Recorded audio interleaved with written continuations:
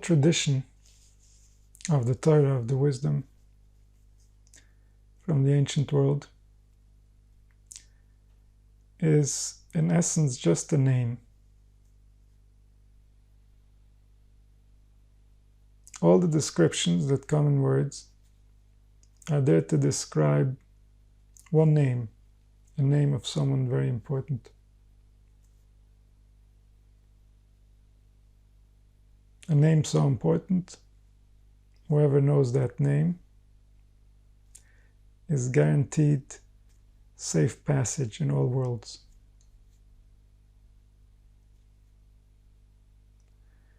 Knowing that name is not something easily accessible. Because when we're talking about a name, we're talking about describing an essence. In the physical world, a name is an indication of a piece of matter. So we think of a person's name, we might think of their body. But in the spiritual world, in the world of concept, a name indicates a concept. A concept needs to be understood accurately in order for it to activate the brain in the appropriate way before we would say that that person understands the name of that concept. So we say the name, we're waking up a concept. A concept is a form of the spirit. So when we think of a concept, our spirit forms in the shape of that concept. And this is why it's extremely important to be aware of the concepts in which we dress our spirit. Because as we dress our spirit with a specific concept, we give power, life, existence to that concept.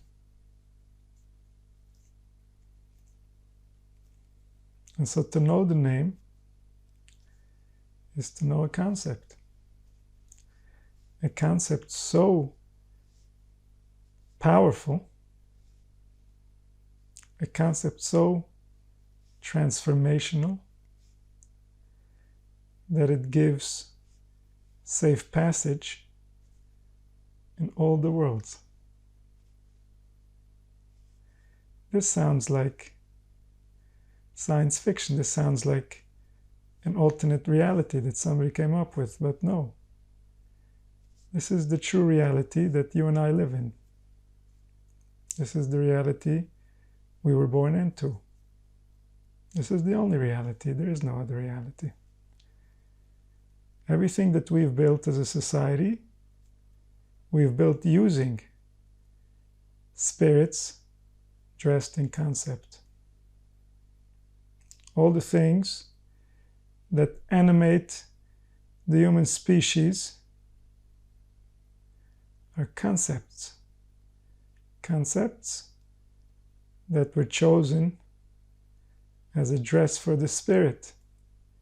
And then society became so ingrained in those concepts that they no longer realize that they're concepts. They no longer realize who is serving who.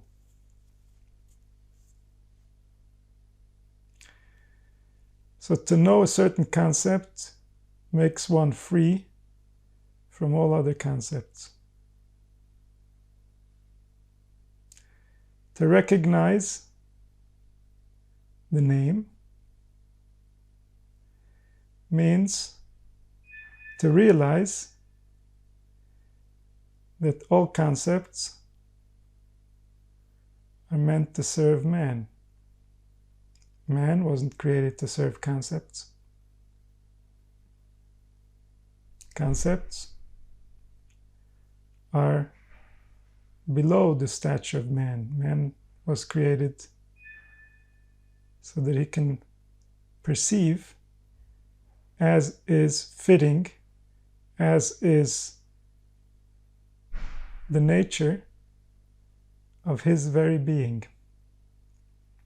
So when a concept doesn't align with the nature of humanity,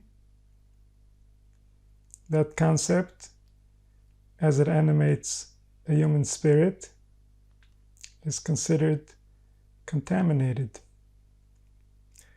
And that contamination separates us from our nature. And that separation removes all our divine powers. It makes the spirit forget who it is and how it is supposed to interact with reality.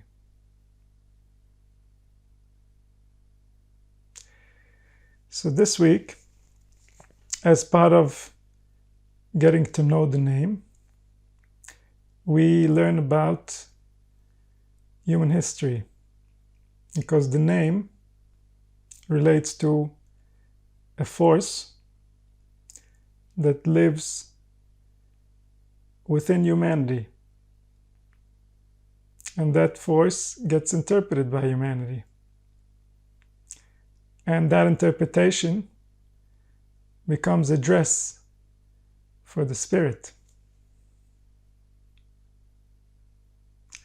And generation to generation, we pass on that dress and we make changes to that dress.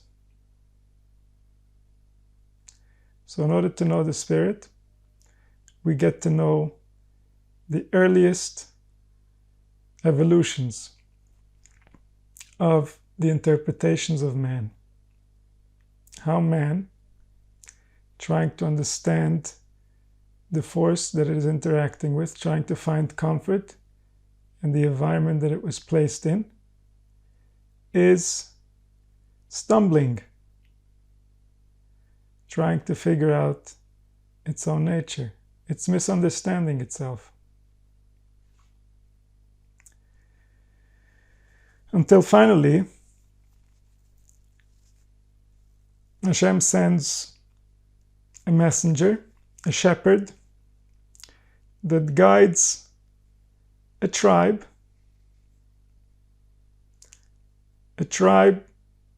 that's been destined to fix what earlier man had broken, and leads them to a realization that changes everything. And after that realization, which was Matan Torah, the receipt of a divine realization, an activation of a place in the brain that overrides all the damage previously done to that brain. A realization that brings the desire for life to be permanently turned on. And when the desire for life is permanently turned on, then the healing powers of the spirit become enhanced. And so, after Matan Torah, Klal Yisrael is standing on an entirely different planet as far as perception is concerned. And because they're on a different planet as far as perception is concerned, they're also on a different planet as far as biology is concerned.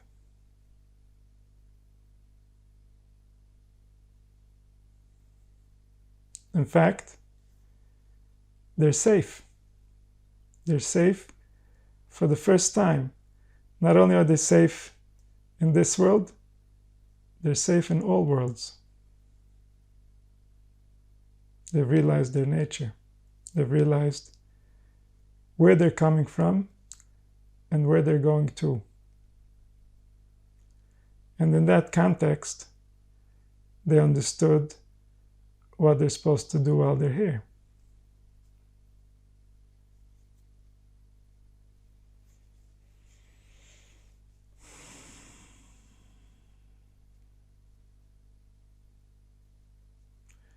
But only a short while after,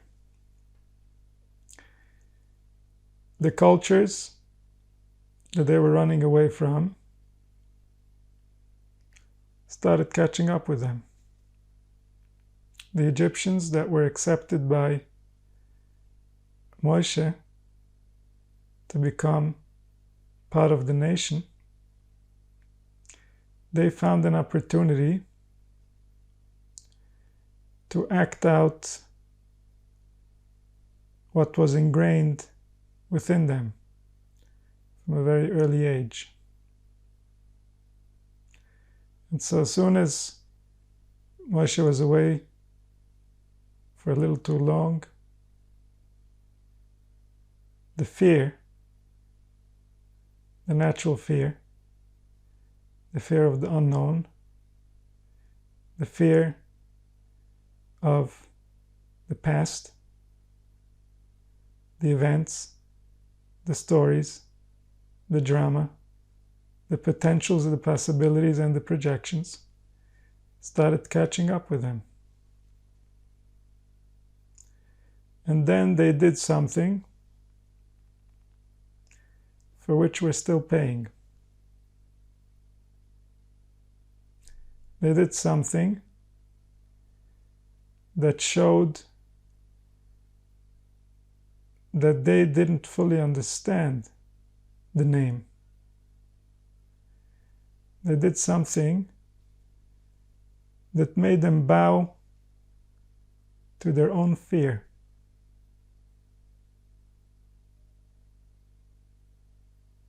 And once they bowed to their own fear, they could no longer perceive the truth. They lost access to the safety of reality. By going in to a world of illusion, by looking for comfort in a place that was designed to create fear. The Egyptian wisdoms, the Egyptian magic, was started by the priests as a way of establishing order within the nation. So all the different mechanisms that they had of creating spiritual comfort, spiritual security, this is the service of the priests, to create the security for the spirit so that it believes that all the invisible powers are working in its favor. And that belief keeps the spirit safe. That belief allows the spirit to experience life without unnecessary fear of the unknown. And so the reassurance given by the Egyptian priests was designed to perpetuate the fear. It was not designed to create permanent stillness, because the fear was calmed by different dressings of the spirit through ritual, through the writings of hieroglyphs, dressing concept within matter, creating spiritual tools to manipulate the mind and to give it a constant feed of fear and reassurance. Fear and reassurance.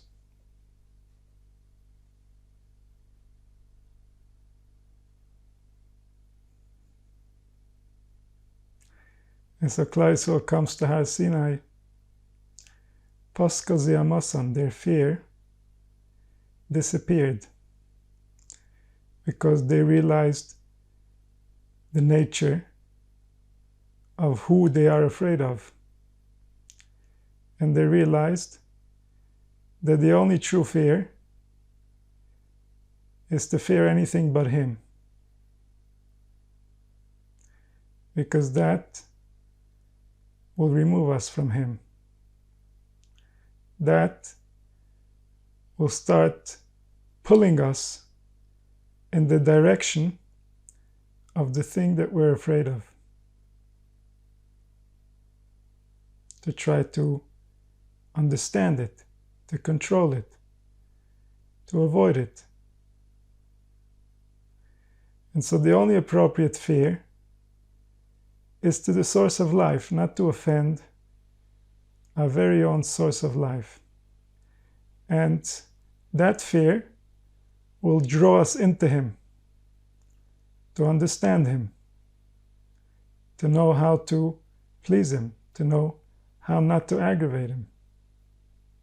And so that fear is a healthy fear. That fear is the beginning of all wisdom. Reishis Chochma, Yiras Hashem.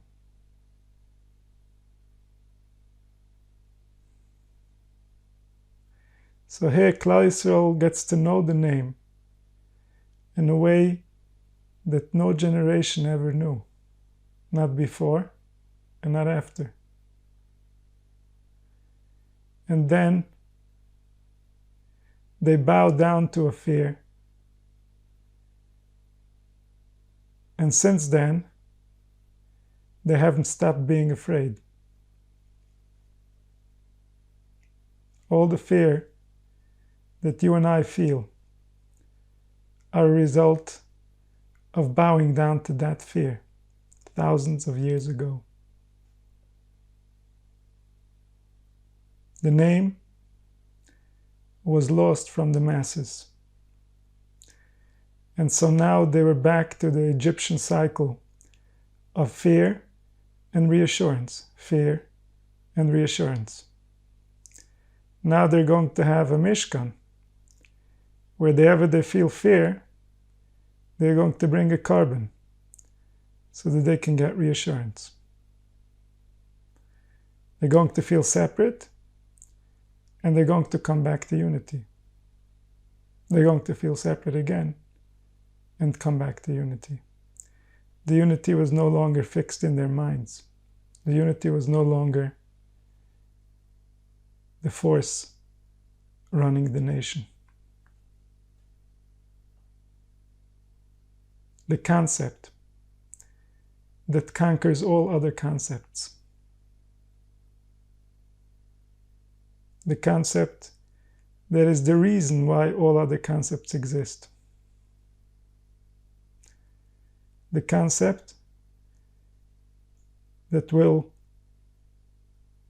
annihilate all other concepts, because it is going to be the only concept that will rule humanity.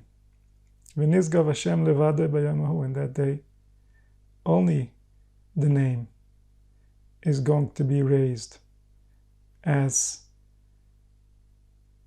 something that we need to make a priority, something that takes precedence over everything else, because everything else will find its place in this concept. This concept is the root belief upon which is built our entire tradition. This concept is the only belief in the entire tradition. What aligns with this concept stays, what doesn't align with this concept goes. Everything that was ever done in accordance with the wisdom was based on this basic principle of unity. The unity that can only be understood by the name, to understand the order of the spiritual manifestation, how the movement within the essence, within the source, within the life force itself, manifests into the beings that we know as ourselves.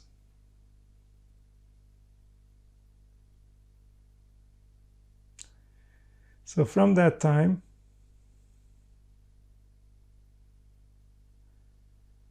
humanity has been plagued. Klal Yisrael has been plagued by excessive fear. Fear that turns to anger. Fear that turns to conflict. Fear that turns to depression. Restriction of life. Because humanity hasn't had a home on this planet. A home for the spirit. A home for the nature of the awareness that we are. To keep the awareness clean. To keep it healthy. To keep it vibrant. To keep it joyous. This planet has not been a place that's friendly to the human awareness. And that's because humanity has lost its awareness. Humanity has lost its natural home within concept, within the spirit, within the regions of the brain where a human being is supposed to dwell.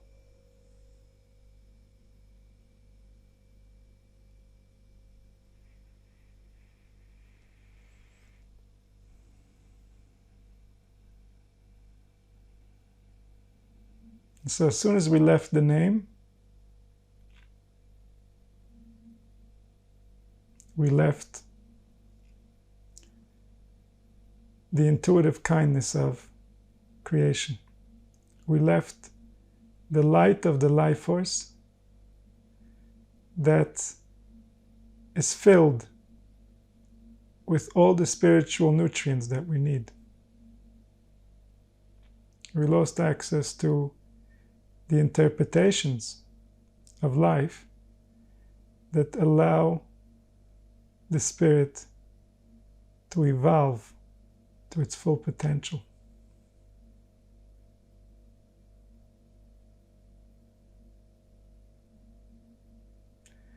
And so in order to know the name, we need to understand the events that contaminated our perception and separated us from the name, that caused us to perceive reality from places that are foreign to our own nature, places that cause further deterioration in our relationship with our true nature.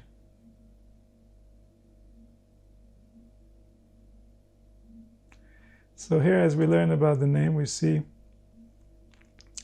Moshe Rabbeinu approaches the name because he receives a very extreme warning.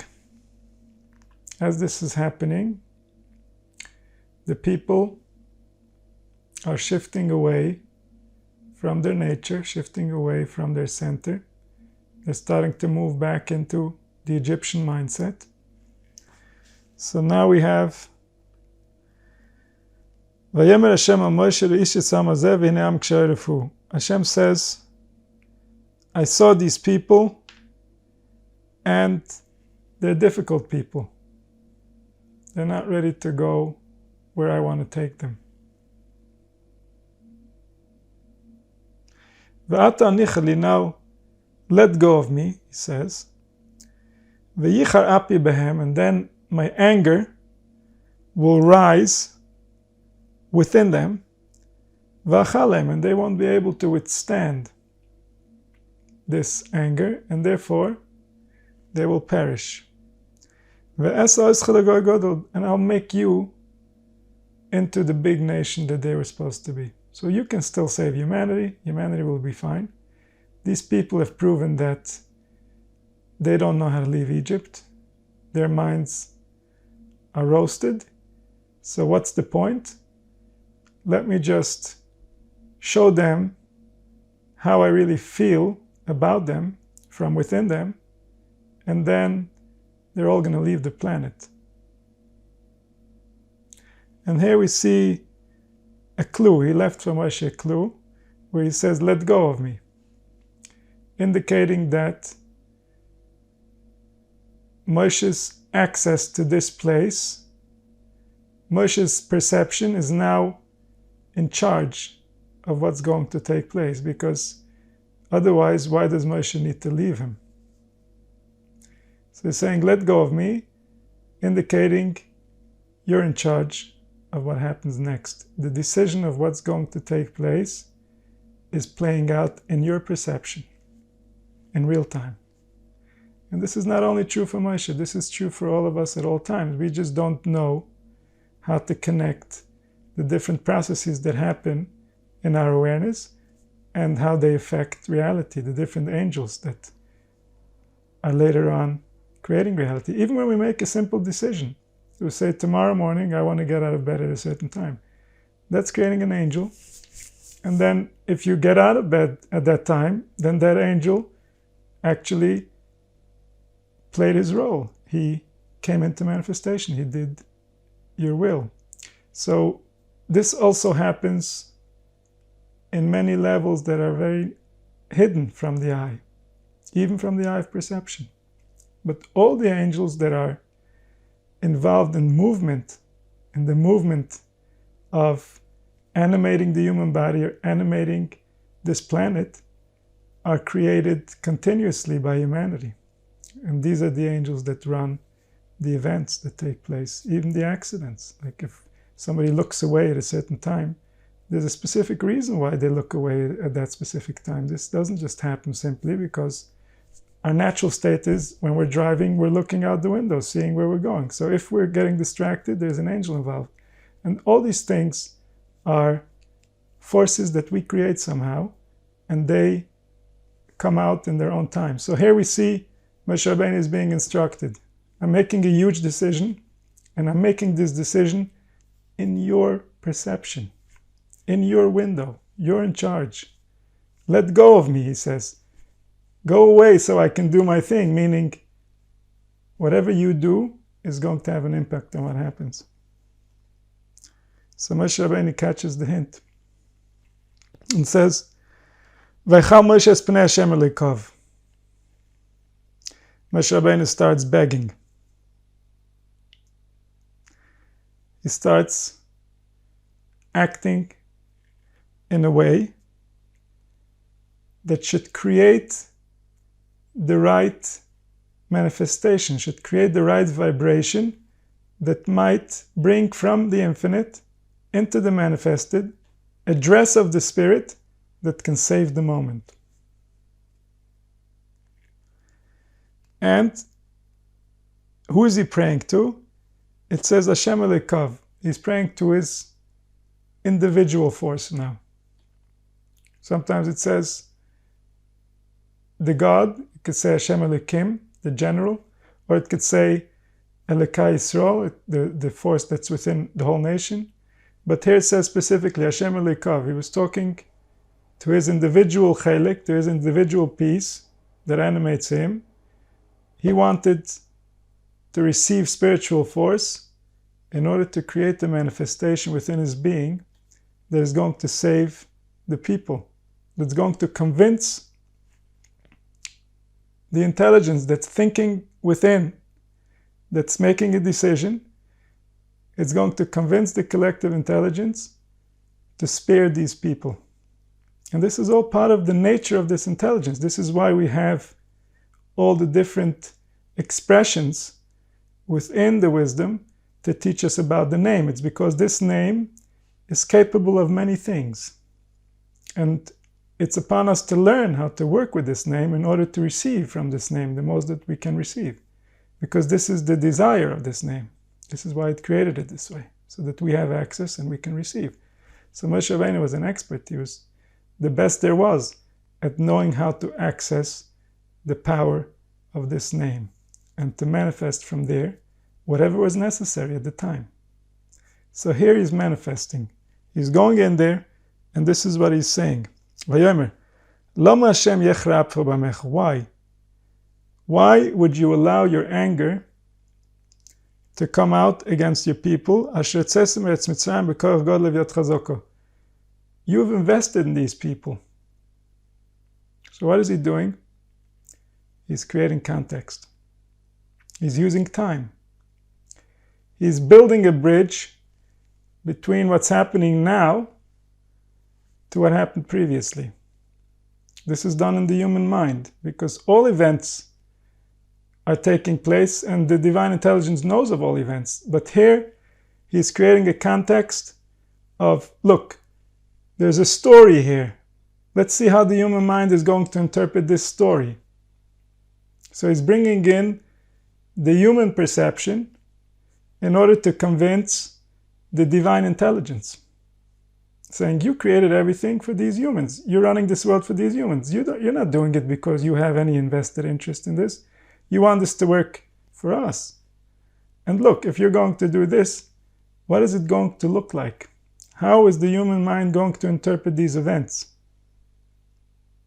So he says, Lama Yemir Mitzrayim Lemer B'roi Tziyam. Why would the Egyptians say that he took him out for an evil purpose?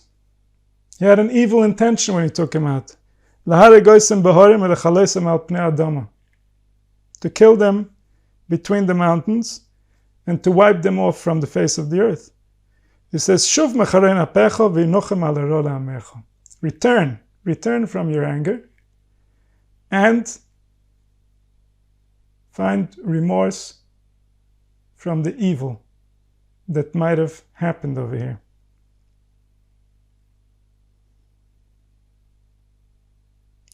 So he's making an argument about what the Egyptians are going to think in order to save Klal Yisrael. Why? Because all he's trying to do is buy time. All he's trying to do is delay the force that wants to leave immediately in order to cause damage. Why does he do that? Because he knows the nature of the intelligence. He knows that, in essence, the intelligence wants to give life. This is why it created life. But here, the intelligence, based on how it designed the principles of life, has been violated. So Moshe Rabbeinu knows that mitzad midas hadin, mitzad from the side of the rule of law, these people have no right to be here. But he's appealing to a higher court. He's appealing to the attribute of compassion. He's appealing to the court of mercy. He wants to wake up that side of the intelligence through becoming that side of the intelligence. He wants to represent that, to become that, so that that is now running the situation, so that that attribute is now in charge of what's going to take place. And in order to do that, he simply needs to buy time, because mercy, compassion, is the nature of this intelligence. So he says, come back, return, calm down, wait a second. And he knows that from behind the scenes, compassion is already waiting to wake up. And then he says, Zechor l'Avram li'Yitzchak li'Yisrael l'avadecho. He's going back further in time. Remember the seed. Remember what these humans represent. Who are they? Remember the love you had for their forefathers. Remember the love they had for you. Remember the sacrifices. So he's waking up with his words the attribute of compassion. Asher nishba'te lehem boch, you swore to them, v'tedaber alehem, and you said to them, Arba ezarachem kechoch v'shamayim, I will increase your seed like the stars in the heaven. וכל הארץ הזאת אשר אמרתי, אתן לזרעכם ונחלו לעולם. This whole land that I said I will give to your children, and they will have it forever. So he's waking up the compassion that HaKadosh Baruch Hu had for the Avos, for the patriarchs. And this is not an argument that says you can't kill them because you promised to the forefathers, because HaKadosh Baruch Hu already told them, I'm going to make you instead of them. Moshe Rabbeinu was also a child of the forefathers. He would still count as fulfilling the promise that he promised to the forefathers. But what he's looking for over here is to remind the compassion to wake up an attribute. To wake up an attribute so that his belief, so that his understanding is that these people deserve to be spared. And if he believes it, then he becomes that angel. He represents that to the divine intelligence that's deciding everything, even now. And so Moshe Rabbeinu is teaching us his way of approaching the power that is, because he was the best there ever was at negotiating with the power that is. And then what happens? The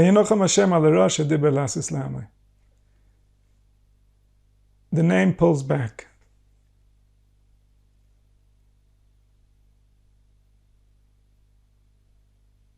The name, what would appear to be, changes its mind. It doesn't have a mind and it never changes. And yet, from our perspective, from where we are looking at reality, the name withdrew because of Moshe Rabbeinu's intervention.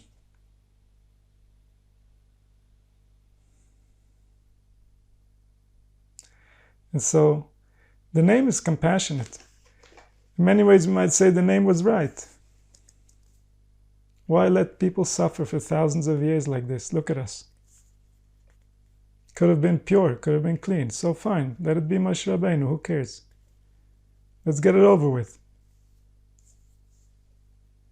We have to go through all these different tragedies, wars, craziness, Inquisition, Holocaust.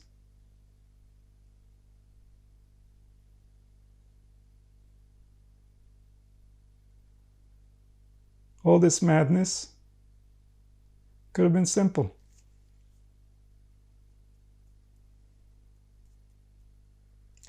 But the point is that this is what he wants ultimately. This is why he said, let go of me. He said, let go of me because he didn't want him to really let go. Because he was saying to him, I want your help here.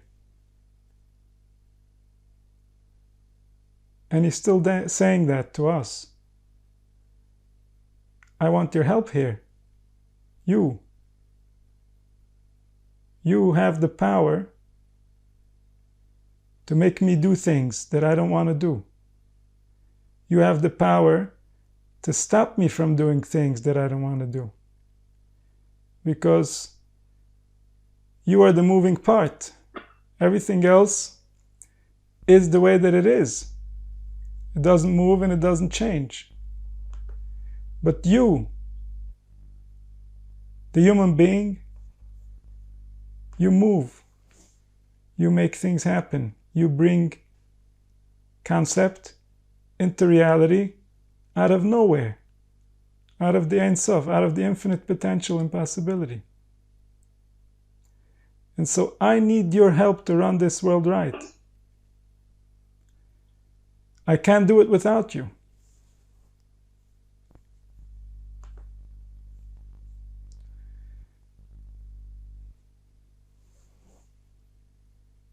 And for this lesson, we had to go through the history that we had to go through. The question is, how much longer are we going to have to go before we are ready to realize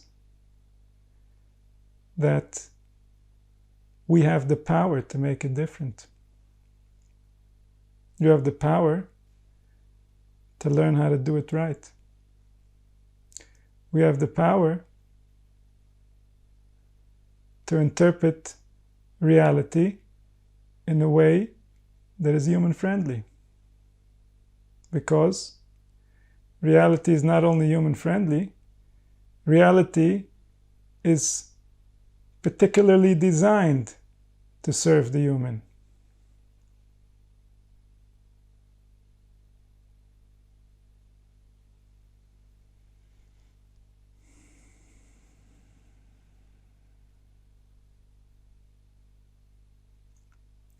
So ancient history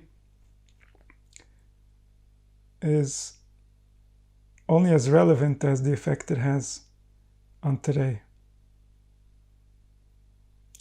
Today requires all our attention. We have no extra capacity to be busy with previous generations.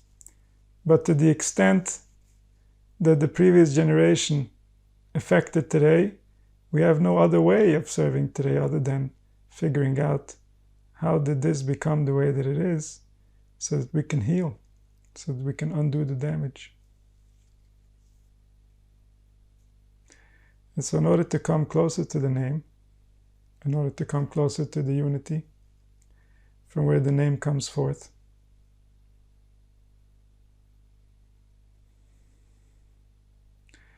we have to overcome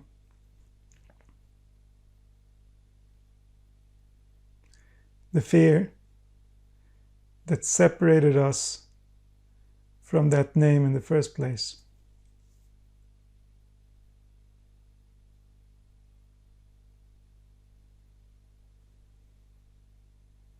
And in order to overcome that fear,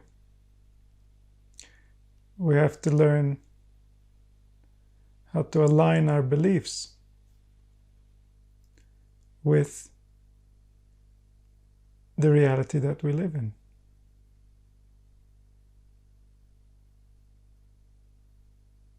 Because to the extent that our beliefs are not aligned with reality, there will be conflict.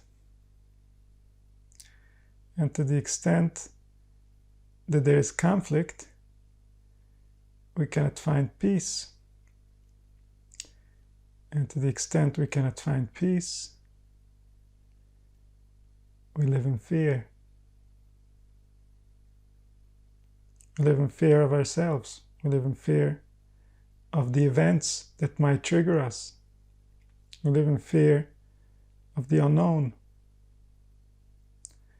And then, if we go for reassurance that is not based in reality, we're just clinging more and more deeply to our fear.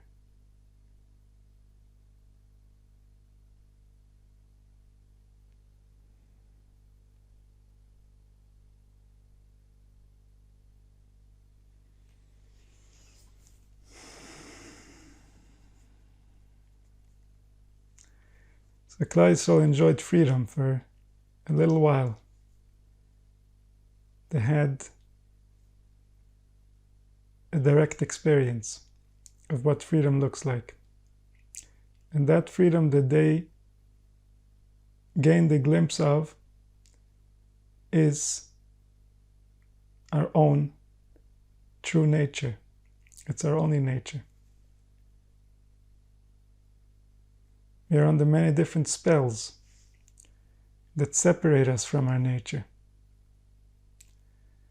We have many different structures in our mind that we use to interpret reality that separate us from our nature. But our true nature, our only nature, is the freedom The freedom revealed when the divine revealed itself to all of us, when all of us knew the name. And so now, may we all find freedom by realizing the unity and getting to know the name. Because in that day, He will be one, and His name will be one. May it happen soon.